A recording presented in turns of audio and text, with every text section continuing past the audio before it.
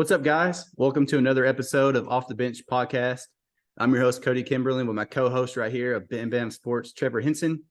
On today's episode, we're going to be discussing our My Guys. My Guys to us is the people that we try to target each and every year that have helped us in the past, and we hope help us in the future. Each of us have three that we're going to discuss today, but before we get into that, we're going to talk about some fan news and some comments that we've had. One of them, they asked Trevor, what did he do to get into fantasy football, when he started, how long has he been in it, all that kind of stuff. So let us know about your fantasy football history.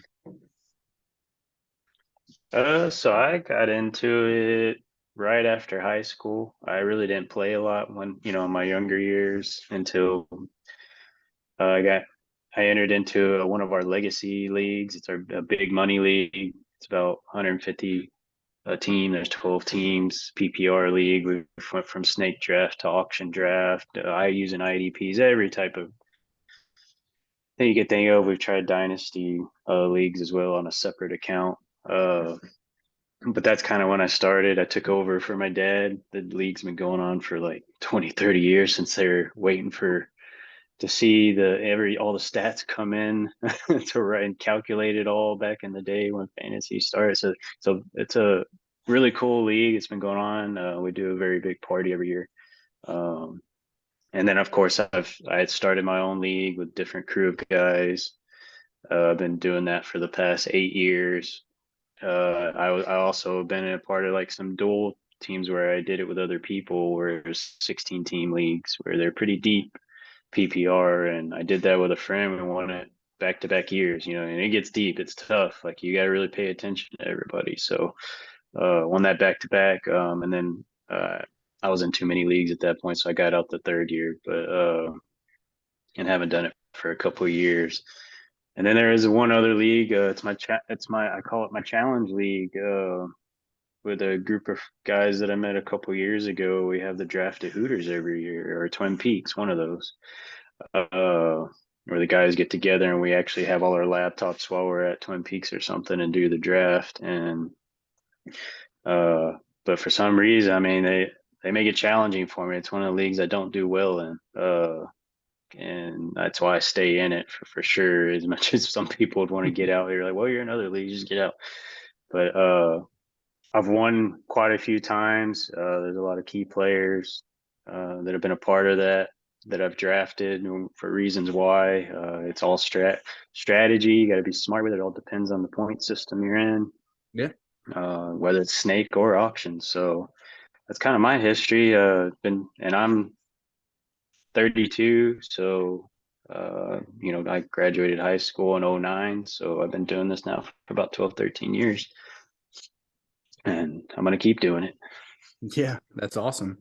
Like I discussed in another video, like I started in 2015. I got into it because my father-in-law needed help with his draft, and he had the 4th overall pick. I'd never done it at the time, no clue what I was doing, but I knew a lot about football because that's all I did with my dad is sports. Like sports is our life. Like that's our hobby. So we can name every player on every team, football, basketball, baseball. I know them. I just didn't know how fantasy worked. So I just went with my gut on who I thought would do good. I ended up winning the league the first year. Le'Veon Bell took me to the promised land. The next year, the league has been going on for over a decade. Like the league is like super competitive. They don't even play for money. They play for an actual like championship belt. People get rings for winning. Like biggest crap talking league I've ever been in. I earned my own team the next season. They normally didn't let people in, but I got in. I ended up getting the 3rd overall pick. The way that we pick we earn our draft spot is by our March Madness tournament. We have a March Madness bracket that we do every season, and it puts it into a group on your phone. And as the March Madness games go on, like that allows you to see who's going to pick where, depending on how good your bracket is. So I had 3rd that year. I ended up getting Le'Veon Bell again. Won the league 2 years in a row. I'm the only person in our league to do it so far. So that's the way I got into it, and I've loved it ever since. I'm now the commissioner of the league because I take it more serious than most of the people in it. Like I eat, sleep, and breathe it. Like I love it. So that's how I got into it. What is a tip that you would give somebody, Trevor, that is new to fantasy football what's it some advice or a tip that you would give somebody if they're just starting out in their first year? Learn the ranking system. Make sure you pay attention if you're in a standard or PPR league, or if you get more involved with it, dynasty leagues and so forth. There's other leagues out there too that I haven't experimented with yet, but definitely first find that out so you know your point system, how to rank your players you want to go for, whether it's QB, running back, receiver, tight end. You know, if you have flex spots, are you using defenses? Are you doing defensive players? Look at the point. Like, just kind of look at how stats look. If you do, even like when it comes to IDP, you know, based the point system off tackle, sacks, interception, whatever it could be. If your team loses or wins the game, sometimes you get points off that too. So you can kind of do a quick little calculation to figure that out. Depending on how crazy, some people like to just wing it, but and you can, if you're gonna just wing it and you just want to try it out for a year, see how it goes, just go off, pick the best top players, just so you get an idea for that first year, what it's like. So and that's kind of what I did when I first got into, even though I know I'm a huge basketball fan, I'm a huge baseball fan, including football. Hence my name's Bam Bam Sports. I'm a huge Roll Tide fan. That's where my family came from. It's always been my college team. And other than that, I'm from Houston, so Astros, Rockets, Texans, those are always going to be my teams when it comes to the major league teams. So that'd be my recommendation. Other than that, you know, you could always reach out to me. You know, I can give if you have more in-depth questions or want more details, definitely I can go over that with y'all. We're here to help. We Yeah. do this as a hobby and continue to do it. Yeah, we love it. If you have any questions about our draft strategies, any kind of rankings that we have a couple of videos out. Be sure to comment in the comments below some questions you have, and we'll try to answer them next video. We'll get to them as soon as we can. We're going to move on for the topic of the day, which is our my guys. I'll start out with my guy, and it's somebody that I can normally get later on in the draft. I don't have to draft them early. I can get them after the 5th round, which is why I love it, because I can normally try to get him every single season, and his name is Aaron Rodgers. Aaron Rodgers to me is my quarterback of choice when I'm trying to put a fantasy team together, because I know I don't have to pay highly for him. I got him a couple of years in a row. A couple of years ago, he won MVP both seasons. It projected my team high, and I ended up going to the finals because of that. So Aaron Rodgers to me is somebody who is a safe pick that you know is going to have high quarterback play. He never turns the ball over. His touchdown to interception ratio is the best in the league every single season. I know he's coming off a down year with the Packers compared to how he normally is. He was QB 12, I believe, last season. But this season, he has a lot better weapons. Yeah. He's playing with a chip on his shoulder because people are saying that he's washed, and he's going to come out and prove to a lot of people that he's not. Tom Brady won a Super Bowl, and he was 5 years older than Aaron Rodgers is now. So, you know, he's still got a lot left in the tank. He's showing it. He's proven it, and he's coming to OTAs. He never went to OTAs with the Packers, and he's coming to OTAs this season because he's letting people know that he's here and he's ready.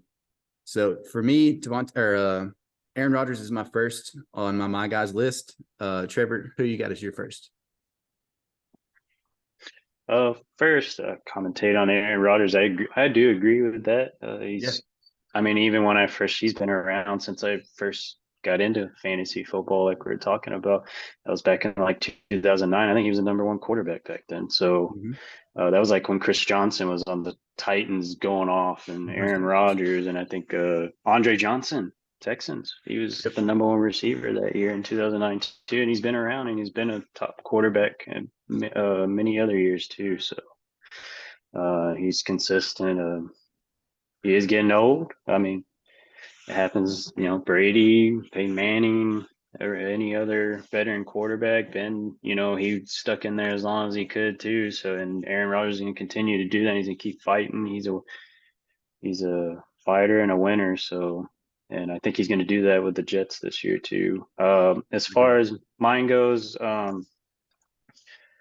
Bama, Bam Bam Sports here. My #1 is going to be Derrick Henry. And actually, I mean, there's three Bama running backs were like in the top 10 last year. Najee Harris could be a little iffy just because he was low on touchdowns, but Derrick Henry, Josh Jacobs killed it last year Hmm. as well. And but Derrick Henry, that he's King Henry, man. He's my boy. He's been on two of my top 10 two teams in the leagues. He's been my keeper and that big league I was talking about, the 12 team PPR league for the past 3 to 4 years. Just because we didn't set a limit on that, so there's been a guy that that kept Alvin Kamara for a few multiple years as well. So he's consistent. As far as touches go, he's easily at the top. They don't ever have a backup running back behind him that's going to take very many touches from him. That's very true. And there is some before he really took off a few years ago. Like I talked to a lot of people, friends about. I always had my high hopes for him. I mean, he's a Heisman winner. I mean, he I was like, give him a year. I was like, let him get this under his belt. Like, he's a big bat. He's gonna be amazing to watch. He's gonna be a number one running back. And people are like, oh no, he's gonna be like a Trent Richardson or uh, Eddie Lacy, where he did okay, and then he kind of got overweight and I had so much hope went for Trent down as Richardson. well. But I had so yeah, much hope well, for him. Everybody did. He was built to be one of the best, but I don't know what happened. I don't know if he just lost motivation. You don't know, family life. I don't. I didn't ever look that far into him, but yeah, he's. I think even this year he is. It's his last year in his contract. There were talks that the Titans were looking to trade him. Uh, Yeah. or they're trying to see, but with how jam packed the running backs are. I mean, you got Dalvin Cook, you got Leonard Fournette, who else? Ezekiel Elliott. They're all on free agency right now, and there's some key teams like the Broncos, Rams, well, the Rams got Cam Akers, but still, you could see all these people landing. Hmm. So there's not a lot of teams shopping to get a big veteran running back when there's others in free agency right now. So but I get it. Titans are kind of doing a little restructure, trying to free up some cap space. They've gotten rid of a lot of other veterans as well. But that's not going to stop Derrick Henry from who he. I mean, even now, they didn't even really draft. If they would have drafted a rookie running back, it'd be a little different, maybe. Yeah. I could see that. I'm starting. He could interfere with the touches. Uh, One but thing to add about he's him, still going to be. I think he's still going to be a top three back this year. And I think he could too. yeah, One thing to add about him is uh since he's turned 30, people are starting to count him out, and you don't have to pay a first round draft pick for him this season. So he's somebody you can definitely target at the turn and pair with an elite wide receiver and just completely wreck everyone in your league because people are doubting him. And there's no reason to, because the guy's still averaging what 300 something 325 over 325 touches a season. Like the guy's he has no reason to slow down, and people are just, oh, he's 30, he's done. Frank Gore played until he was 80. So like I don't see why Derrick Henry couldn't. yeah, exactly. Yeah. uh with my number 2, I have Devontae Adams, and it's a shocker since Aaron Rodgers is my 1 that Devontae Adams would be my 2. But in the 8 years I've played fantasy football, I've had Devontae Adams on 4 teams that have made it to the finals. So to me, he is the absolute epitome of consistency. You know what you're going to get from him. You're going to get tons of targets. You're going to get tons of receptions. PPR, he's off the charts. This season might be a little different because they're not sure who the quarterback's going to be since Jimmy Garoppolo failed the physical. So you're going to be able to get him at a cheaper price than normal. He's probably not a first round pick anymore. He's going to go in the second, maybe even at the turn of the third. So you can get Devontae Adams at a discount this season. And I love that. I mean, if you can get somebody before him on your team and have him as your wide receiver 2, or even your wide receiver 1 with an elite running back, that's just ridiculous. And so for that reason, he's one of my guys for me this season. I'll be targeting him if I can get him. Everyone knows I love him, so he'll probably be gone before I can. But for me, that's why Devontae Adams is 2 for me. What about you? For number two, for me, I got Lamar Jackson. He was just paid, but he's also been a part of a lot of my teams over the past few years. Just like Derrick Henry, he's always been on my winning teams. And most of those teams are always a top two team every year. Yeah.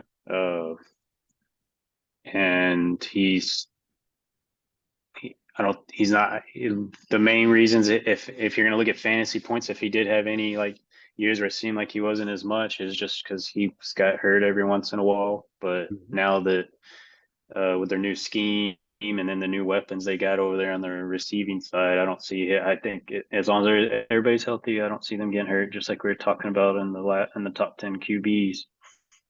Yeah. But I had him in 2019 when he went off that year, and he was healthy. He was one of the reasons I won that league. He was just going off. So uh, drafters might get a slight discount on him this year after a second consecutive season, which injuries, like I said, the injuries limited time him to 12 games. Yeah. But he's he's uh he's average about, I think, stat it was like 63 rushing yards per game over his five NFL seasons Crazy. he's been around. That's So crazy. I think he could still get rushing. I bet they are gonna. I don't think he's gonna get hurt as much now. He's got some more weapons to throw. So that's my number two. I like that. And he's another example of being able to draft a quarterback late, like that no one knows about yet, because Lamar Jackson's first season, you could get him in the last round of your draft.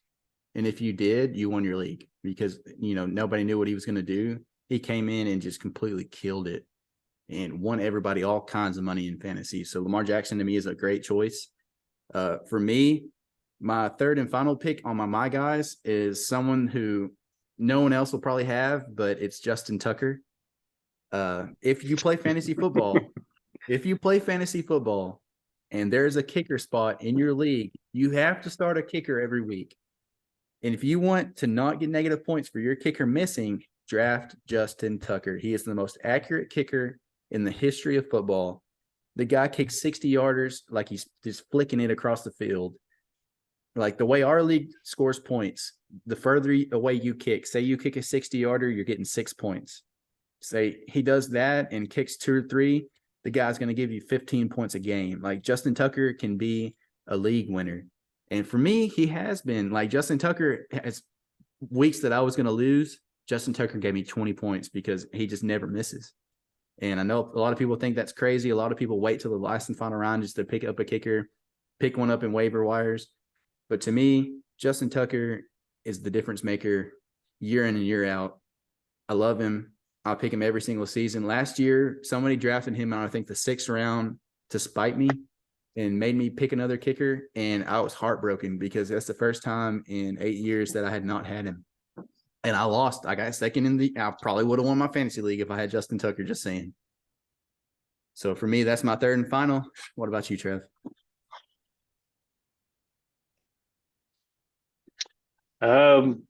My third, this was tough because there's been a few other guys over the years. I'm doing more recent than anything in the past 12 to 13 years. I'm trying to keep it more recent with the players. But I'm gonna go with Cooper Cup. Love it. Yeah, I don't. We know what he's capable of. It's Cooper Cup. However, he did uh he did have an injury last year. He only played like 9 games. Stafford was hurt too. They had a rough year, even though after they won the Super Bowl. But last year, even though he led all receivers in points per game, I think it was like 18.4, while commanding the league's second highest target share as well, which was like in like 32% before his injury. So Yeah. even though he only played that, he had the ankle injury. With both of them returning from injuries and then they're staying healthy, I think that duo, they're going to get back to work. They got Stetson Bennett as a backup. I've heard good things about him in training camp. If Yeah. he had to step in, I'm not looking for him to be the guy right now for that team. Stafford is getting up there, but I Yeah. think he's still capable. He's a fighter. I mean, even when he was at the Lions, he was with that team for a while. Every year he still kept trying. Yep. So I think he's going to keep doing that until he can't.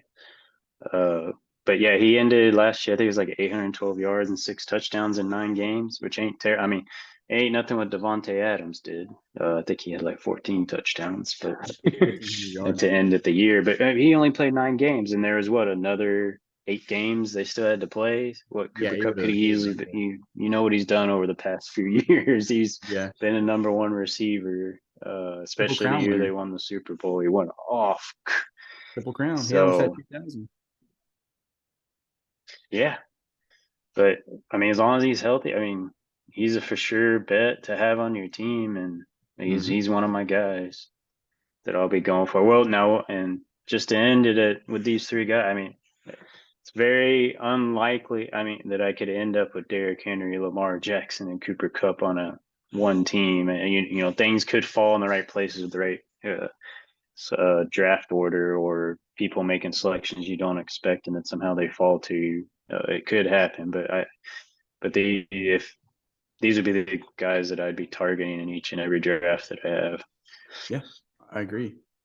To add on to Cooper Cup, over the last 2 seasons, even with him being injured, Cooper Cup has averaged 4 more fantasy points than any other player in besides quarterbacks. Any other skill position player, Cooper Cup has averaged 4 more fantasy points a game at 24.4 points. If you think about that, that's It's absurd. crazy. Over Yeah. 24 fantasy points. He outscores quarterbacks some weeks. Like that's crazy to think. But thank you all for listening. If you like the video, be sure to subscribe and like. It helps us out with the YouTube algorithm. We're trying our best to grow. We're going to be trying to bring you content as often as we can, at least 6 to 7 videos a week. That's our goal. Trevor's going to be with us a lot more now. He's going to be trying to join in every time he can. Thank you guys for listening. Be sure to like it, and we'll see you in the next one.